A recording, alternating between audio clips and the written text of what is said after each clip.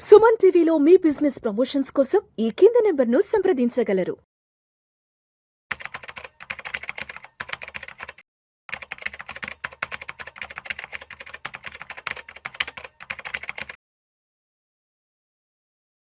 ప్రేక్షకులకి మీ రామచంద్రమూర్తి నమస్కారాలు. ఇవాళ ఈ వీడియోలో మీకు అసలు ఇప్పుడు బడ్జెట్ తర్వాత అలాగే యుఎస్ డీలు యూరోపియన్ డీల్ అయ్యాక స్టాక్ మార్కెట్స్ పెరుగుతాయి, అలాగే పెరుగుతున్నాయని మనందరం చూస్తున్నాము.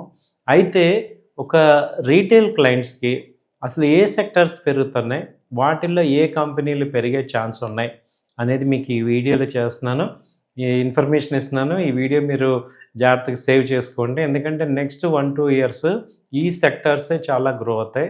అయితే ఇది కేవలం ఒక ఎడ్యుకేషన్ పర్పస్ మాత్రమే, ఇది కేవలం నా వ్యక్తిగత అభిప్రాయం మాత్రమే. మీరు కూడా 1-2 సార్లు ఆలోచించుకొని, నేను ఎక్కడ అడ్వైజ్ ఇవ్వట్లేదు, మీరు 1-2 సార్లు ఆలోచించుకొని డెసిషన్ తీసుకోండి. ఫస్ట్ ఏంటంటే డిఫెన్స్ సెక్టర్ అయితే బాగా బూమ్ అయ్యే ఛాన్సెస్ ఉన్నాయి. డిఫెన్స్ సెక్టర్ దీనిలో ఏమున్నాయి, బిఈఎల్ ఉంది, బీడిఎల్ ఉంది, హాల్ ఉంది, సోలార్ ఇండస్ట్రీస్ ఉన్నాయి. ఎందుకు పెరిగే ఛాన్సెస్ ఉన్నాయంటే దాదాపు 8 lakh crore డిఫెన్స్ మీద స్పెండింగ్ ఈ బడ్జెట్లో అలొకేట్ చేశారు, 8 lakh crore.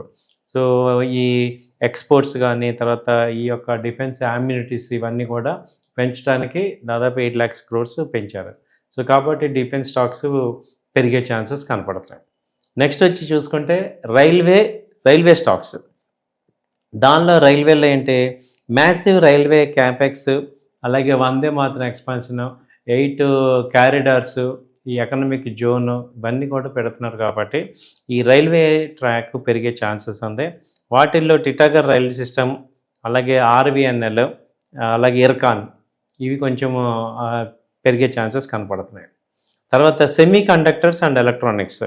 India's semiconductor mission వచ్చి హై పేస్లో వెళ్ళాలి, 26-27 ఇయర్స్లో చాలా హై పేస్లో వెళ్ళాలనేది ఎక్స్పెక్ట్ చేస్తున్నారు.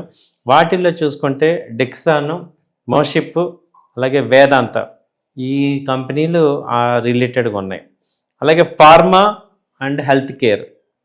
ఈ ఫార్మా అండ్ హెల్త్ కేర్లో వచ్చి ఈ డాక్టర్ రెడ్డి కానీ, లూపిన్ కానీ, అపోలో హాస్పిటల్స్, దివి ల్యాబ్ ఇవన్నీ కూడా ఫార్మా ఎక్స్పోర్ట్స్ అంతా కూడా యుఎస్ డీల్ తర్వాత మేజర్గా గ్రో అయ్యేది ఫార్మా సెక్టరే. సో ఈ ఫార్మా సెక్టర్కి బ్యాక్ బోన్ ఇండియన్ కంపెనీస్ ఈ టాప్ కంపెనీస్లో ఉన్నాయి.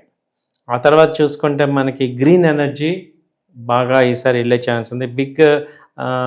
ఎక్కువ ఇన్వెస్ట్మెంట్ సోలార్లో కానీ, wind energy, green energy, hydro projects వీటి మీద ఇన్వెస్ట్ చేస్తున్నారు.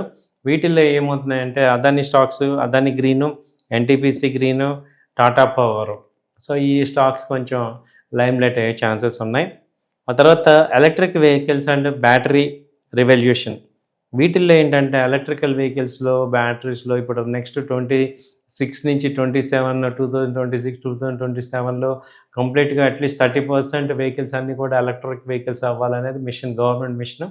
కాబట్టి దానికి సంబంధించి అమర్ రాజా ఎనర్జీ కానీ, ఎక్సైడ్, అలాగే టాటా మోటార్స్, ఈ 2 వీలర్లో ఏమో టీవీఎస్ మోటరు, ఆ తర్వాత ఓలా, ఎలక్ట్రా ఈ కంపెనీస్ అన్నీ కూడా ఛాన్సెస్ ఉన్నాయి. తర్వాత క్యాపిటల్ గూడ్స్, వీటి మీద క్యాపిటల్ గూడ్స్ మీద బాగా ఎక్స్పెండిచర్ చేస్తున్నారు. వాటిలో ఏంటంటే ఎల్ఎన్టీ కానీ, సిమెన్స్, ఏబీబీ 3 కూడా బాగా పెరిగే ఛాన్సెస్ కనపడుతున్నాయి.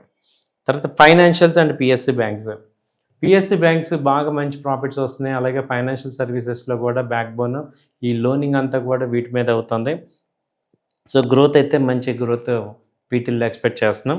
సో వాటిల్లో ఏమున్నాయి, SBI, bank of Baroda, Canara bank, అలాగే ప్రైవేట్ సెక్టర్లో చూసుకుంటే ఐసిఐసిఐ, యాక్సిస్ ఇవి బాగా మూవ్మెంట్ అవుతున్నాయి. సో ఇలా 8 సెక్టార్స్లో మీరు ఒక పోర్ట్ఫోలియో లాగా బిల్డ్ చేసుకుంటే మంచి రిటర్న్స్ వచ్చే ఛాన్సెస్ కనపడుతున్నాయి. మీరు కూడా 1-2 సార్లు ఆలోచించుకోండి, మీ యొక్క ఫైనాన్షియల్ అడ్వైజర్ని కలిసి మాట్లాడుకోండి. నేను ఎక్కడ కూడా మీకు ఇది కొనండి అని కంప్లీట్గా అడ్వైజ్ ఇవ్వట్లేదు.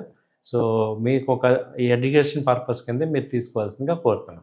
ఈ సెక్టర్స్ మేజర్గా ఏంటంటే బడ్జెట్లో మేజర్గా మనం ఈ సెక్టర్స్ని ఎందుకు ఐడెంటిఫై చేయాలి, అలాగే వీటిల్లో ఏ స్టాక్స్ని ఎలా తీసుకోవాలి, అలాగే ఎంత మొత్తంలో ఇన్వెస్ట్ చేయాలి అనే ఒక మోడల్ పోర్ట్ఫోలియో నన్ను చాలామంది అడుగుతున్నారు. సార్ మీరు స్టాక్స్ ఇది ఇన్వెస్ట్ చేసుకుంటే అసలు ఒక పోర్ట్ఫోలియో ఎలా బిల్డ్ చేసుకోవాలి? సపోజ్ ఇప్పుడు నేను 8 సెక్టార్స్ చెప్పాను. వాటిలో సపోజ్ నా దగ్గర ఒక 4 lakhs 5 lakhs ఉన్నాయి, ఒక 5 lakhs ఉన్నాయి. వాటిల్లో ఎలా పోర్ట్ఫోలియో బిల్డ్ చేయాలంటే ఫస్ట్ ఏంటంటే ఈ పోర్ట్ఫోలియోని మీ దగ్గర ఉన్న అమౌంట్కి పోర్ట్ఫోలియోలో మీరు రిలేటెడ్గా ఒక 8కి 8 తీసుకోలేము, ఒక 4 to 5 4 సెక్టార్స్ అయితే మేజర్గా తీసుకోండి. 4 సెక్టార్లో 2 traditional sectors, 2 new upcoming sectors తీసుకోండి. ఇప్పుడు వీటిలో ట్రెడిషనల్ సెక్టార్ తీసుకుంటే డిఫెన్స్ కానీ, రైల్వే కానీ, అలాగే ఫైనాన్షియల్ కానీ, ఫార్మా, క్యాపిటల్ గూడ్స్, ఈ 4 కూడా రెగ్యులర్ సెక్టార్స్. ఇప్పుడు న్యూ ఎమర్జింగ్ సెక్టార్స్ వచ్చి గ్రీన్ ఎనర్జీ, అలాగే ఈవీ అండ్ బ్యాటరీ, అలాగే సెమీ కండక్టర్, ఇవి న్యూ డిఫెన్స్ సెక్టర్. ఈ 4 వచ్చి న్యూ ఎనర్జీ.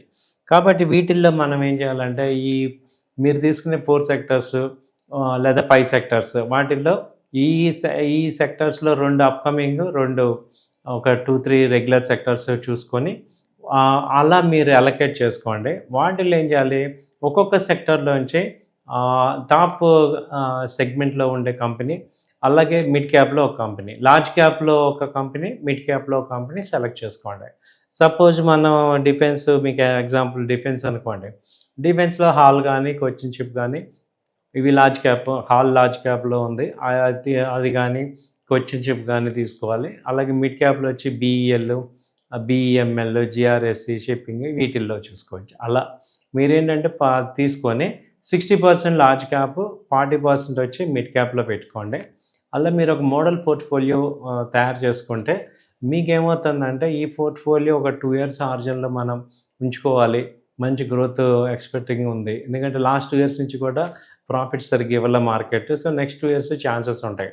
కాబట్టి వీటిని మనం లాంగ్ టర్మ్ పోర్ట్ఫోలియో లాగా పెట్టుకొని ఒక 1 year 1.5 year హోల్డ్ చేసుకుంటే మంచి రిటర్న్స్ ఎక్స్పెక్ట్ చేయొచ్చు అనేది అర్థమవుతుంది. సో మీకు కంపెనీస్ చెప్పాం, సెక్టార్స్ చెప్పాం, మీరు ఎలా పోర్ట్ఫోలియోలో ఎలా పెట్టుకోవాలి చెప్పాం. ఇంకా మీకు ఏదైనా పోర్ట్ఫోలియో కన్స్ట్రక్షన్లో సపోర్ట్ కావాలంటే మా కింద నెంబర్స్ ఉన్నాయి, ఆ నెంబర్కి ఫోన్ చేయండి, మేము మీకు సపోర్ట్ చేస్తాం. థ్యాంక్ యూ అండి. నమస్తే.